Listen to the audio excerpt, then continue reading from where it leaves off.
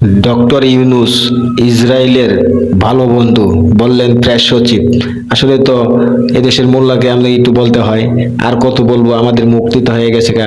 এরকম উল্টাপাল্টা আপনারা কর্ম করবেন আর আপনার কথা বললেই আপনাদের দোষ হয়ে যাবে। হ্যাঁ, আপনারা এরকম কর্ম করবেন, তখন ফলের উত্তর তো আপনারা দিতেই হবে।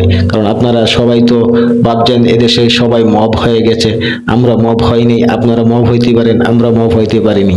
কারণ ইহুদি রাষ্ট্রের মানুষ বাংলাদেশে যদি বলে আমরা ইসলাম রাষ্ট্র গঠন করব, এটা খুব হাস্যকর মনে হয়। বলেও আমাদেরকে ইসলাম শিখাতে আসবেন না। ইসলাম শিখে যখন আসবেন, আমাদেরকে ইসলামের সম্বন্ধে সঠিক তথ্য নিয়ে আমরা আসব আপনাদের কাছে। আপনাদের আসতে হবে, আজ হোক কাল হোক, ইসলাম সঠিক পথ দেখাতে হবে।